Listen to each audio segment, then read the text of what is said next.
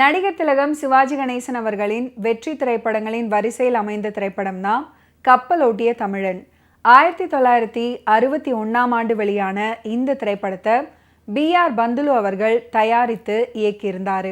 எப்படியெல்லாம் கதாபாத்திரத்துக்கு ஏற்றவாறு தன்னை தயார்படுத்துவார் அப்படின்றத தன்னுடைய கதாநாயகனின் கதை அப்படின்ற நூலில் எழுதியிருந்தார் நடிகர் திலகம். பல வரலாற்று கதைகளில் நடித்த சிவாஜி அவர்களுக்கு கப்பலோட்டிய தமிழன் திரைப்படம் மிக பெரிய வெற்றியை பெற்று தந்தது.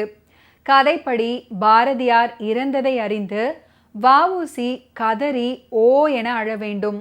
மேலும் 60 வயது மதிக்கத்தக்க வ.உ.சியாகவும் தன்னை தயார்படுத்தி கொள்ள வேண்டும். அதற்கான மேக்கப்களையும் போட்டுக்கொண்டு அஞ்சா நெஞ்சம் கொண்ட வ.உ.சி. எப்படி அழுவார் அப்படின்றதையே யோசிச்சு கொண்டிருந்தாராம் நடிகர் திலகம். படப்பிடிப்பு நாளும் வந்தது. வெறுமென கதறி எழுதால் பிரயோஜனம் இருக்காது. உண்மையான உணர்வு பூர்வமான நடிப்பை வெளிப்படுத்த வேண்டும் அப்படின்னும் அவர் மனதில் ஓடிக்கொண்டே இருந்துச்சாம். ஷாட் ரெடியானதும் சிவாஜியை கூப்பிட்டுருக்குறாங்க. கேமராவின் முன் நின்றதும் அந்த கதாபாத்திரத்தை உருவகப்படுத்தி கொண்டிருந்த சிவாஜி அவர்களுக்கு அந்த பாவம் வரவில்லையாம். ஆனால் கேமரா ஓடிக்கொண்டே இருந்துச்சாம். திடீரென சிவாஜி அவரையே அறியாமல் ஒரு வேகத்தில் உணர்ச்சி பொங்க மனதில் தேக்கி வைத்த சோகத்தை அழுகையாக கொட்டி தீர்த்தாராம்.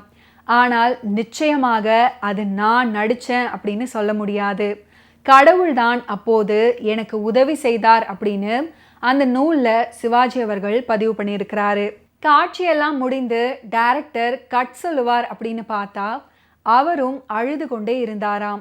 இதிலிருந்து வேடத்தை பற்றியும் காட்சி பற்றியும் நடிப்பதற்கு முன்பே போதுமானவரை சிந்தித்து பார்ப்பது நல்லது அப்படின்னு சிவாஜி அவர்கள் அந்த நூலில் குறிப்பிட்டிருக்கிறாரு. காந்திஜி வருகைக்கு முன் 1909 முதல் 1912 வரை கோவை கண்ணனூர் சிறைகளில் செக்கிழுத்தும் அதிகப்படியாக வேலை வாங்கியதால் உருக்குலைந்தும் போகிறார். சிறை கைதிகளுக்கான எந்த சலுகையும் வ.உ.சிக்கு மறுக்கப்படுகிறது. 4 ஆண்டுகளுக்கு பின்பு விடுவிக்கப்படுகிறார். வ.உ.சிக்கு வழக்காடும் உரிமை பறிக்கப்படுகிறது.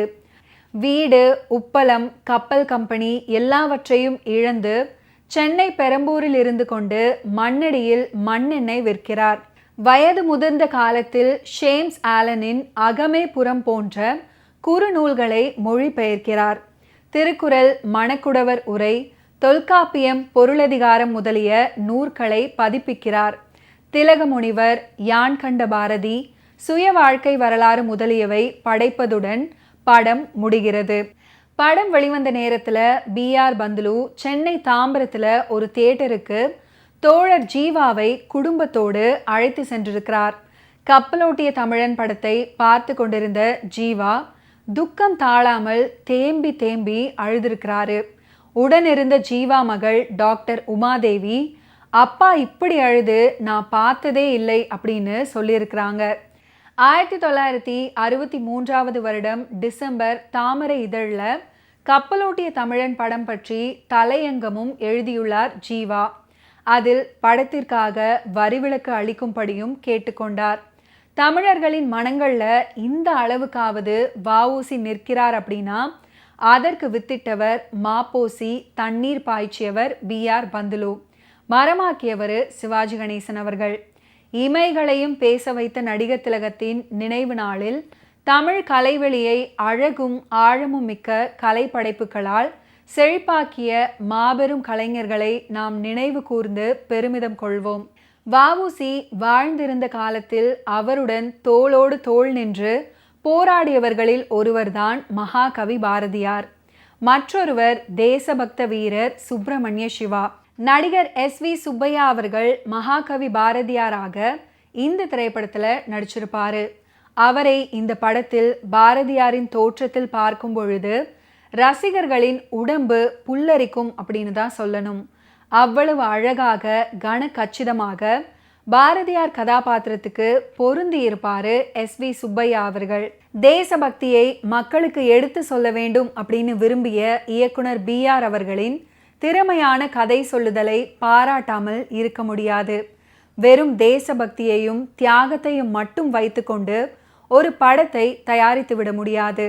அதற்கு சுவையூட்டும் விதமாக காதல் காட்சிகளையும் இணைத்து இருப்பார்.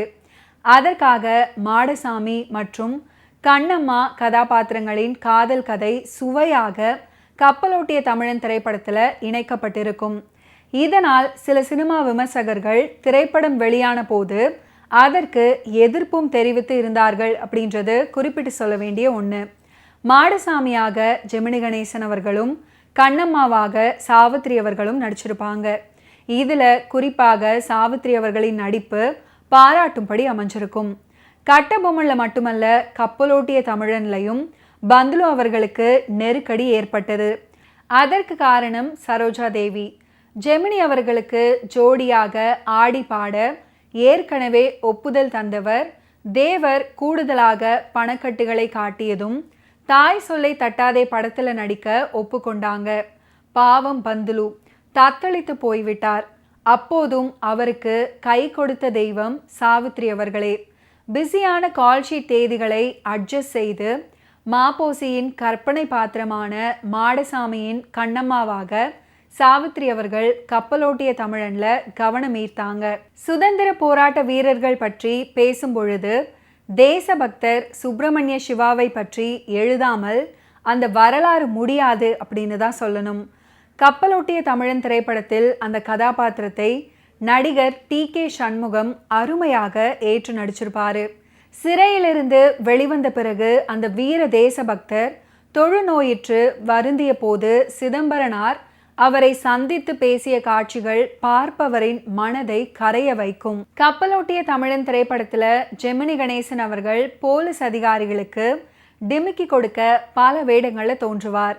அந்த வேடங்கள்ல குடுகுடுப்புக்காரராக வரும் வேஷம் ஜெமினி அவர்களுக்கு மிகவும் பொருத்தமாக இருக்கும். கலெக்டர் ஆஷ் துரையை கொன்ற வீரன் வாஞ்சிநாதனின் வரலாறும் திரைப்படத்தில் ரசிக்கும்படி சேர்க்கப்பட்டிருக்கும். அந்த வாஞ்சிநாதன் கதாபாத்திரத்தை நடிகர் பாலாஜி அவர்கள் ஏற்று நடிச்சிருப்பாரு. கப்பலோட்டிய தமிழன் திரைப்படத்தில் கௌரவ தோற்றத்தில் SV ரங்காராவ் அவர்கள் விஞ்ச் அப்படின்ற கதாபாத்திரத்தில் ஆங்கிலேயராக நடிச்சிருப்பாரு. அதே போன்று நடிகர் அசோகன் அவர்களும் ஆஷ் துரை கதாபாத்திரம் ஏற்று சிறப்பு தோற்றத்தில் நடிச்சிருப்பாரு. K சாரங்கபாணி அவர்கள் ராயர் கதாபாத்திரத்தில் சிறப்பு தோற்றத்திலையும் OAK தேவர் அவர்கள் வடுகுராமன் கதாபாத்திரத்திலையும் நடிச்சிருப்பாரு.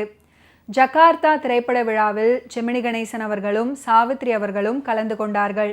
ஓகே வியூவர்ஸ், இன்னைக்கு நிகழ்ச்சியில் நடிகர் திலகம் சிவாஜி கணேசன் அவர்களுடைய ஃபிலிம் கெரியரில் நடந்த பல இன்ட்ரெஸ்டிங்கான விஷயங்களை நீங்கள் பார்த்து தெரிஞ்சிருப்பீங்க.